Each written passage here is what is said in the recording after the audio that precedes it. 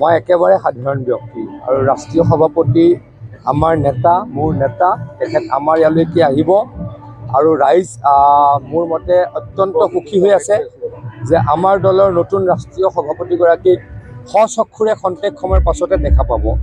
গতিকে মই ভাবোঁ যে 40,000তকৈও অধিক জাগিৰোড সমষ্টিৰ শুভাকাংক্ষী সমৰ্থক আহিব আমাক আশীৰ্বাদ কৰিবলৈ, নীতিন নবীন ডাঙৰীয়াক স্বাগতম জনাবলৈ।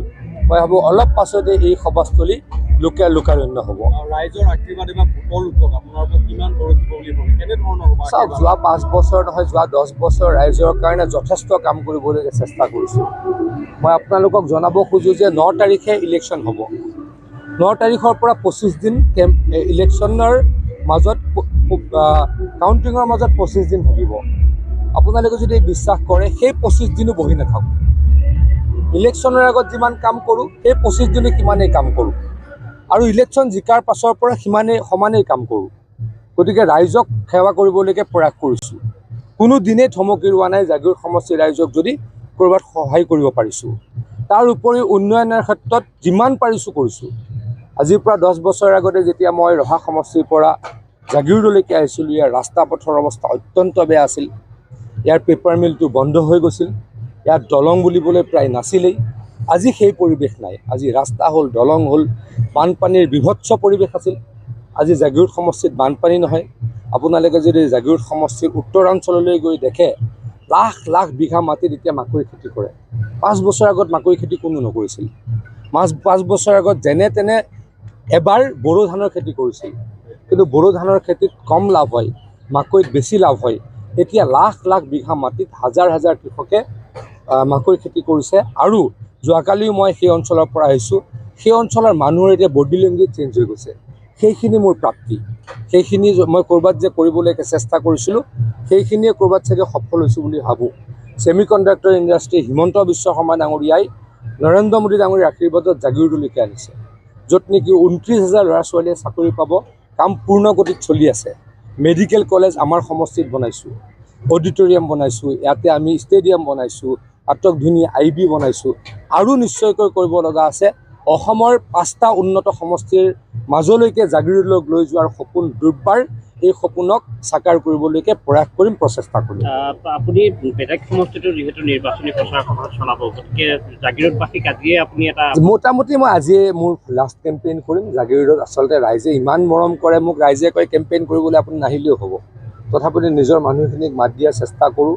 আজি সকলোকে পামেই, নমিনেশ্যনৰ দিনা সকলোকে পাইছোঁ।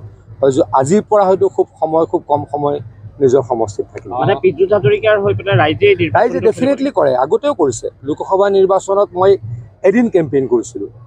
লোকসভা নিৰ্বাচনৰ সময়ত বাহিৰত আছিলোঁ, মই এদিন কেম্পেইন কৰিছিলোঁ। মাত্ৰ এদিনত 4খন মিটিং কৰিছিলোঁ।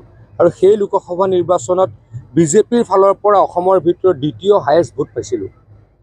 পঞ্চায়তৰ নিৰ্বাচনত মাত্ৰ 4 দিন কেম্পেইন কৰিছিলোঁ। হয়তো সেইখিনি সময়ত পঞ্চায়তৰ নিৰ্বাচনত চাগে অসমৰ ভিতৰত জিলা পৰিষদ কেন্দ্ৰিক হায়েষ্ট ভোট পাইছিলোঁ।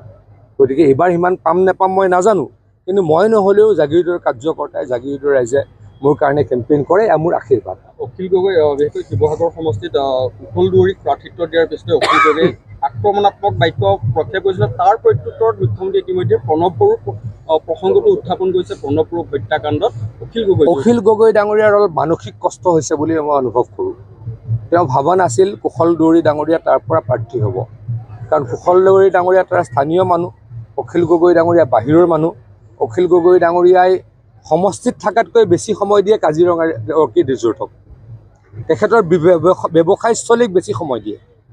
সমষ্টিত যিমান সময় দিয়ে, তেখেতৰ ব্যৱসায়স্থলী, তেখেতৰ ৰিজৰ্ট কাজিৰঙা অৰ্কিড পাৰ্কক বেছি সময় দিয়ে। নামনি অসমক বেছি সময় দিয়ে। কিন্তু এইবাৰ তেওঁ নামনি অসমলৈ ওলাবলৈ ভয় খাইছে। নামনি অসমৰ বিভিন্ন অঞ্চলত তেখেতৰ কেণ্ডিডেট আছে। আহিবলৈ কিহৰ কাৰণত ভয় খাইছে মই সেইটো সুধিব খুজিছোঁ। ডিঙতটো তেওঁ কেম্পেইন কৰিবলৈ আহিব লাগিছিল। গোৱালপাৰাত তেখেতে কেম্পেইন কৰিবলৈকে আহিব লাগিছিল। দলগাঁৱত তেখেতে কেম্পেইন কৰিবলৈকে লাগিব লাগিছিল। কিন্তু কিহৰ কাৰণত তেওঁ নামনি অসমলৈকে আহিবলৈ ভয় খাইছে, অখিল গগৈ ডাঙৰীয়াক মই প্ৰশ্ন সুধিছোঁ। অখিল গগৈ ডাঙৰীয়াৰ অৱস্থা বহুত বেছি ভাল নহয়, কাৰণ শিৱসাগৰৰ জনতাই চৰকাৰৰ লগত থাকিব খুজিছে। অখিল গগৈ ডাঙৰীয়াটো চৰকাৰ বনাব নোৱাৰে। কংগ্ৰেছ দলেতো চৰকাৰ বনাব নোৱাৰে। চৰকাৰৰ লগত নাথাকাৰ ফলত এই সমষ্টিটোৱে চাফাৰ কৰিছে। হিমন্ত বিশ্ব শৰ্মা ডাঙৰীয়াই নিজে নিজে কাৰেংঘৰ বনাইছে। মই নিজে নিজে গৰাখহনীয়াৰ কাৰণে 300 কোটি টকা দিছোঁ। তাত অখিল গগৈ ডাঙৰীয়াৰ কোনো অৰিহণা নাই। অখিল গগৈ ডাঙৰীয়াৰ মোৰলৈকে এখন চিঠি আছে নেকি যে আপুনি মোৰ সমষ্টিৰ ব্ৰহ্মপুত্ৰ নদীৰ কিনাৰত গৰাখহনীয়া ৰোধ কৰক? মই নিজে গৈ কৰিছোঁ, কাৰণ সেই মানুহখিনিৰ প্ৰতি আমাৰ শ্ৰদ্ধা আছে, সন্মান আছে। খিলঞ্জীয়া মানুহ, অসমীয়া মানুহ, ভাৰতীয় মানুহ। গতিকে অখিল গগৈ ডাঙৰীয়া তাৰ পৰা আঁতৰিলেহে উন্নয়ন 3 গুণ হ'ব, 4 গুণ হ'ব, 5 গুণ হ'ব। ৰাইজে এই কথা বুজি পাইছে। বিহুত সোমাই গ'লে এবাৰ অখিল গগৈ মই ভাবিছোঁ তেনেকুৱাই হৈছে।